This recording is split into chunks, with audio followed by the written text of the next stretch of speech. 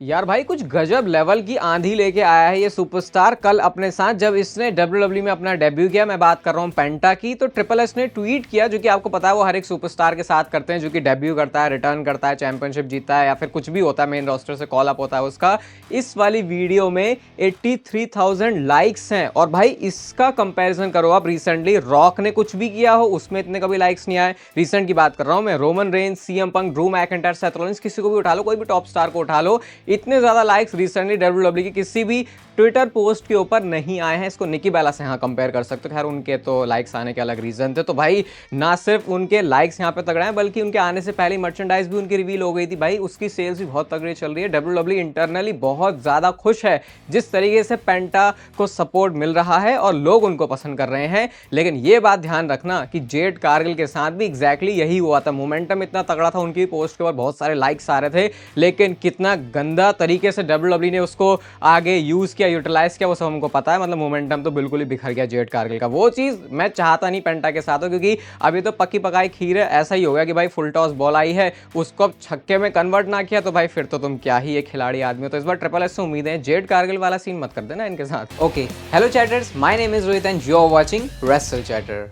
Welcome guys आपका voice of wrestling के episode number 604 में। और भाई अभी रिसेंटली जो काफी सारे डब्ल्यूडब्ल्यूई के ऑन स्क्रीन टैलेंट है, सुपरस्टार्स हैं, ये पॉडकास्ट के ऊपर गए और कुछ बातें मेरे से मिस हो गई। लिखी हुई थी, पता नहीं 3-4 वीडियो से मिस हो गया। पहले स्टार्ट करेंगे पॉल हेमन की बातों से। और आपको जरा भी रियलाइज नहीं होगा इस वीडियो को देखते हुए कि मैं ये सब रिकॉर्ड पहले भी कर चुका हूँ, लेकिन ये मेरे कार्ड ने कुछ तो कबाड़ा कर दिया, उसकी वजह से मुझे दोबारा से रिकॉर्ड करना पड़ रहा है। बट इस वीडियो को सुनते हुए आपको एक्साइटमेंट में लगेगा नहीं कि दोबारा से रिकॉर्ड हो रहा है। और ये होती है एक रियलिटी भाई, कि जब मैं यहाँ आके रिकॉर्ड कर रहा हूँ तो मैं, ये मेरा कैमरा और कैमरे के पीछे आप मुझे देखने वाले, बाकी सारी चीज़ों को साइड में करना पड़ता है। और ये थी मेरी निंजा टेक्निक आपसे लाइक और सब्सक्राइब के लिए कहने की, बट नहीं हुआ तो सही में ऐसे ही है। पॉल हेमन से स्टार्ट करते हैं पहले। और भाई एग्जैक्टली मैं आपको बताने वाला हूं कि डब्ल्यूडब्ल्यूई में किसी स्टोरी लाइन को लिखा कैसे जाता है अगर उसमें पॉल हेमन इन्वॉल्व है, जो कि आप कह सकते हो ऑलमोस्ट सारी चीज़ों के अंदर ही पॉल हेमन का कुछ ना कुछ सही रहता है। वो ये कहते हैं जब भी मैं कोई स्टोरी को लिखता हूं, मैं अभी की तो बात करता ही नहीं, मैं आज से 2-3 साल बाद, मतलब कोई स्टोरी लिखने से पहले सबसे पहले पॉल हेमन उसका आखिरी पन्ना, आखिरी पेज लिखते हैं और उसके बाद वो उल्टा चलते हैं। तो यानी कि अभी आप जो भी स्टोरी देख रहे हो, रोमन रेंज की, ट्राइबल चीफ की, सीएम पंक की, किसी भी तरीके से जहां पे भी पॉल हेमन का ऑन स्क्रीन रोल है, वहां तो ऑब्वियसली पॉल हेमन काम करते हैं, लेकिन बाकी सुपरस्टार्स को भी हेल्प करने के लिए वो कुछ इसी तरीके से यूज करते हैं। और ये उन्होंने तब बोला जब उनसे पूछते हैं कि लोगन पॉल को तुमको 2025 में बुक करना, तो तुम कैसे बुक करोगे? तो ये आंसर था। तो इसका मतलब अगर अभी देख के कोई चीज समझ में नहीं आ रही और सिर्फ पॉल हेमन के ऊपर भरोसा है, तो ये समझ लेना कि कहानी का एंड तो ऑलरेडी लिखा जा चुका है। अब कहानी के बीच में क्या होगा उसकी सिर्फ प्लानिंग चल रही है। और वो ये भी बताते हैं कि कई बार पिवट करना पड़ता है, चेंजेस करने पड़ते हैं, तो उस लास्ट पेज को दिमाग में रखते हुए ही हम सारे के सारे चेंजेस करते हैं। भाई कुछ अलग ही दिमाग है यार पॉल हेमन का। वाइज मैन ऐसे ही नहीं उनको कहा जाता। और अभी जो हमने देखा भी था, उनका जो सोलो सिकोवा की ब्लड लाइन ने उनको टेबल के ऊपर पटका था, उसके लिए अपनी प्रिपरेशन भी उन्होंने बताई। अगर आप चैनल पर एक्टिव चैटर हो तो आपको याद होगा किसी एक वीडियो में मैंने आपको बताया था कि पॉल हेमन ने रोमन रेंज और ब्रॉक लेसनर को सेगमेंट था, उसमें इमोशनली अपने आप को इन्वॉल्व दिखाने के लिए कैसे अपने फादर का फ्यूनरल के ऊपर जो सूट कोट पहना था वो पहन के आया था, ताकि अपने अंदर के इमोशन को वो दिखा सके। क्योंकि वो कहते हैं कि वो उतने अच्छे एक्टर नहीं है, तो उनको बाकी एफर्ट लगाने पड़ते हैं। तो इस वाले सेगमेंट के लिए भी बिल्कुल एग्जॉस्टेड, एकदम डेड सा दिखने के लिए दाढ़ी वाड़ी बियर्ड वो कुछ सेट नहीं करवा रहे थे। सूट उन्होंने जानबूझ के ऐसा पहना था जो उनको फिट ना लगे। टाई कभी भी सेट नहीं होगी।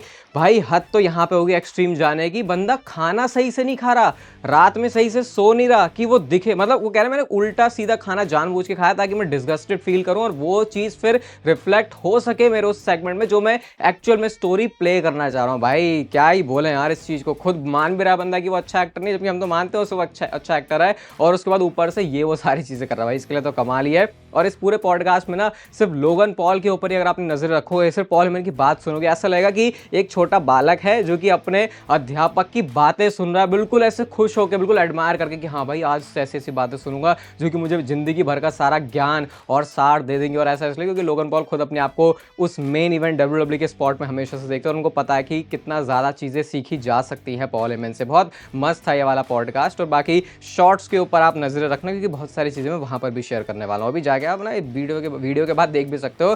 काफ़ी एफर्ट डाल के अलग तरीके से बनाते हैं हम लोग आपके लिए। और जो मैं कह रहा था भाई, एक सेथ रॉलिंस की तो बात ही मैं बतानी भूली, कब से लिखी हुई थी मैंने यहाँ पे। सीवीवी वाले पॉडकास्ट में आए थे और उन्होंने बताया उनकी जेलसी है रोमन रेंस और कोडी रोड्स। सबसे पहले तो पंक के बारे में बोलते हैं कि इससे ये रियल बात है, सेथ रॉलिंस की बहुत रियल रॉ पर्सनैलिटी यहाँ पर थी सेथ रॉलिंस की। कहते हैं सीएम पंक बहुत ज्यादा सेल्फिश बंदा है। उन्होंने तो भाई विंस मैकमैन ट्रिपल एच को भी लपेट दिया। कहते हैं सीएम पंक ऐसे सेल्फिश है कि जब ये बंदा गया तो हम इसके साथ दोस्त थे, लेकिन जब ये गया तो ये चाह रहा था कि हम भी चले जाएं। क्या क्या भाई, हमारा रोटी धंधा पानी सब इससे चल रहा है, तेरी प्रॉब्लम है तो हम भी क्या तेरे साथ नप जाए। मतलब सीएम पंक ऐसा चाह रहा था। मैंने सीएम पंक को कांटेक्ट भी किया, सेथ रॉलिंस कहते हैं, लेकिन ये बंदा मेरा जवाब नहीं देता था। मैं पूछता था ऐसा क्या तू आएगा वापस, लेकिन कोई जवाब नहीं आता था सीएम पंक का। फिर कहते हैं कि कैसे रोमन रेंस वीक लिंक रहा है अगर तीनों में से शील्ड के बंदों में से बात करें, क्योंकि वो कहते हैं क्योंकि ऑब्वियसली सेथ रॉलिंस और डीन एम्ब्रोस रोमन से 5-5 साल से भी ज्यादा का एक्सपीरियंस ऑलरेडी लेके बैठे हुए थे जब रोमन रेंस ने प्रोफेशनल रेसलिंग में एंटर किया था। तो कहते हैं लेकिन वो ऑब्जर्वेंट बहुत बढ़िया है, उसने कैसे चीज़ों को सब कुछ सीखा और आज देखो वो ट्रैवल चीफ बन गया है।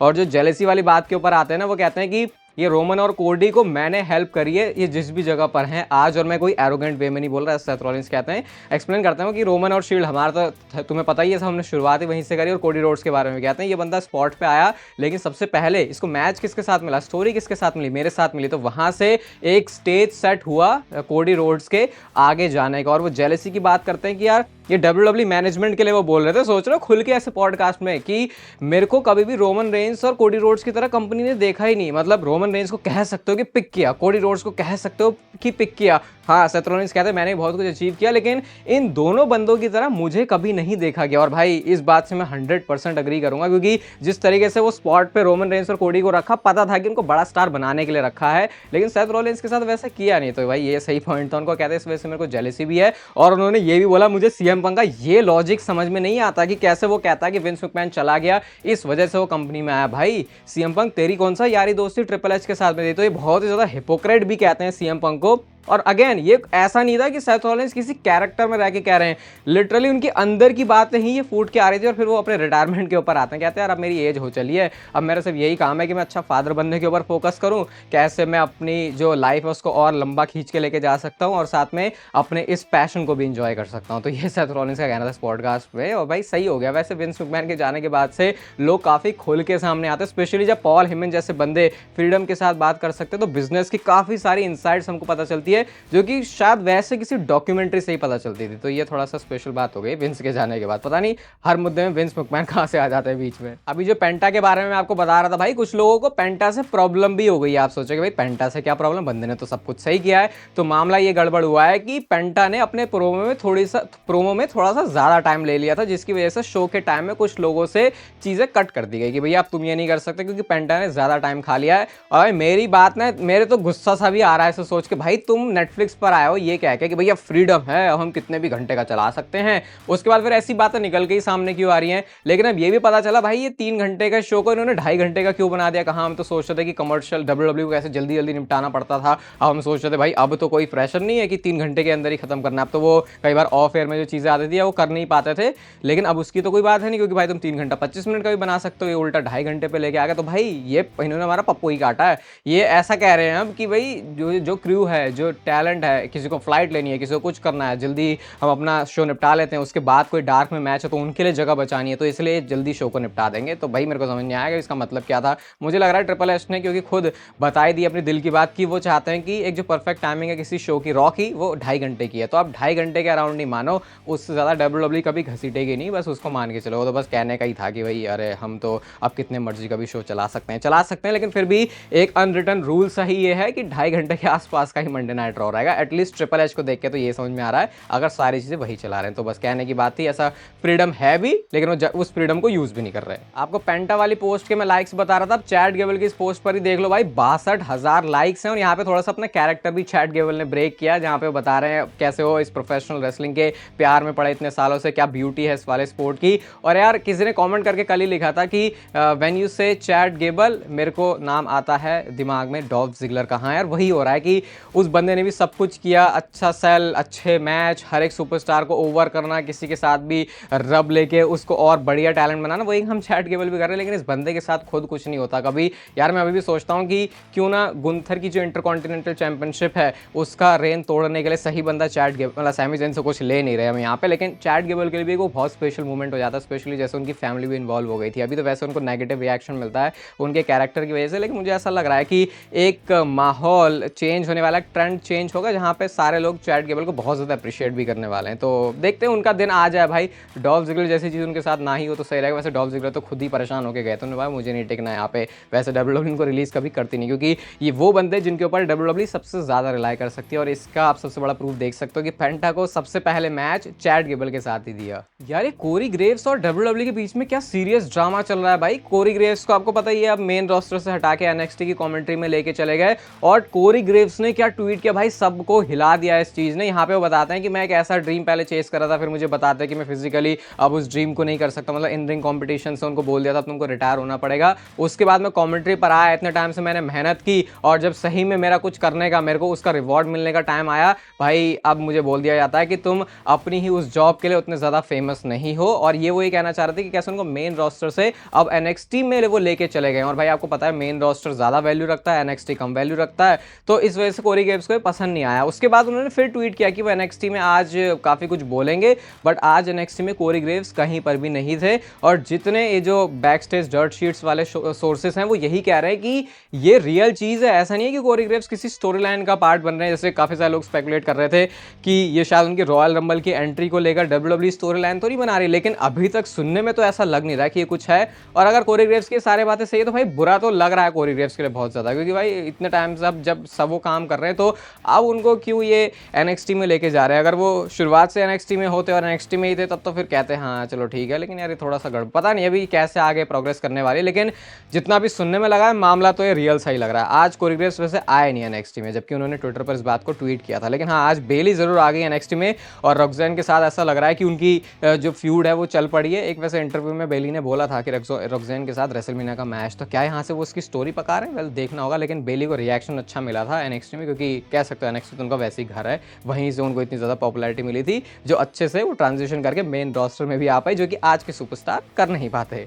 इस साल रेसलमेनिया 41 में अगर रोमन रेंस मेन इवेंट कर लेते हैं तो डब्ल्यूडब्ल्यू के इतिहास में ऐसी चीज़ रोमन रेंस कर पाएंगे जो अब से इससे पहले मतलब अब तक किसी भी सुपरस्टार ने नहीं करी है। और वो है रेसलमेनिया को 10 बार मेन इवेंट करना। ये अभी जो रेसलमेनिया 40 है उसमें जब उन्होंने लगातार 2 मेन इवेंट कर लिए ना, तो उन्होंने जो होगन है उनको ही पीछे छोड़ दिया, क्योंकि उनका 8 बार मेन इवेंट करने का रिकॉर्ड था। रोमन रेंस ने एक साथ ही 2 कर लिए, तो 7, 8, 9 एक साथ ही होगा। तो अगर इस बार भी रेसलमेनिया को रोमन रेंस मेन इवेंट कर रहे हैं तो 10 मेन इवेंट करने वाले डब्ल्यूडब्ल्यू के वो पहले सुपरस्टार बन जाएंगे। हालांकि उनका मैच ही कौन सा होगा उसको लेकर अभी बहुत बड़ा डाउट है, जिसके ऊपर बस अभी थोड़ी देर में हम बात करेंगे। लेकिन पहले ब्रॉन स्ट्रोमैन के बारे में आपको मैं कुछ बता देता हूं। और ब्रॉन स्ट्रोमैन क्या रॉयल रंबल में अपीयर होने वाले हैं? तो भाई अपने इंस्टाग्राम की पोस्ट में उन्होंने यहाँ पर शोल्डर प्रेस मशीन के ऊपर वर्कआउट वो कर रहे हैं, काफ़ी वेट उन्होंने लादा हुआ है वहाँ पे, क्योंकि भाई इतना तो जो उनका बलशाली शरीर है वो है, तो इतना वेट तो वैसे वो उठाएंगे। और यहाँ पे वो लिखते हैं कि ये ऐसा लगता नहीं बहुत बड़ी प्रॉब्लम होने वाली है कि वो रॉयल रंबल में घुस जाएं, ऐसा करके उन्होंने मतलब मतलब कुछ खिचड़ी पका के थोड़ा उल्टा सीधा इनडायरेक्ट वे में वो रॉयल रंबल की बात कर रहे हैं। तो यहाँ से ऐसा लग रहा है कि हाँ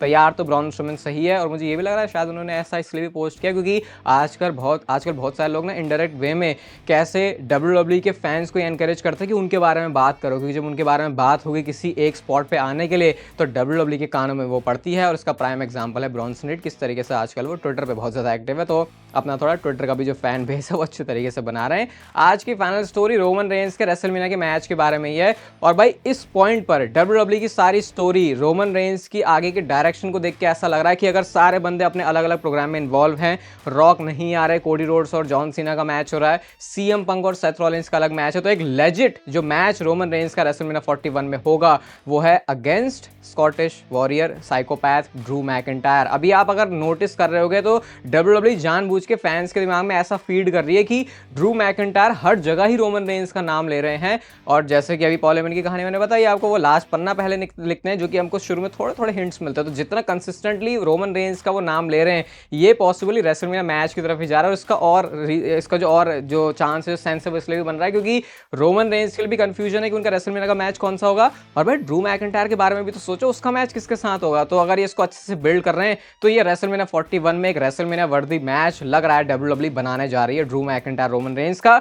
शायद किसी और दिन पर मैं बहुत ज़्यादा खुश होता इस मैच को लेकर, लेकिन मुझे ऐसा लगता है कि शायद इन दोनों लोगों के लिए और भी कुछ बड़ी चीज़ें हो सकती है, क्योंकि मैच एक तो पहले भी हो चुका है। ये नहीं कह रहा बिल्कुल ही डिसइंटरेस्टेड हूँ, लेकिन मेरे को इतना ही भरोसा है कि जब ये इसकी स्टोरी अच्छे से बनाएंगे तो उस रेसलमेनिया मैच के लिए एक्साइटमेंट जरूर होगी। बट फिर जो सोच के ऐसा भी लग रहा है कि हर बार कहाँ सारे लोग रोमन रेंज के पीछे ही पड़े रहते थे बड़े रेसलमेनिया के मैच के लिए, अब ऐसा हो रहा है कि रोमन रेंज को खुद से एक रेसलमेनिया का मैच ढूंढना पड़ रहा है, तो ये थोड़ा सटपटा है। बाकी पूरी वीडियो दोबारा से रिकॉर्ड करिए, उसके लिए लाइक कर दो, चैनल को सब्सक्राइब कर दो, ऐसा WWE से रिलेटेड कंटेंट इस चैनल के ऊपर आता रहता है। और तब तक फिर लेते रहो जिंदगी के मजे।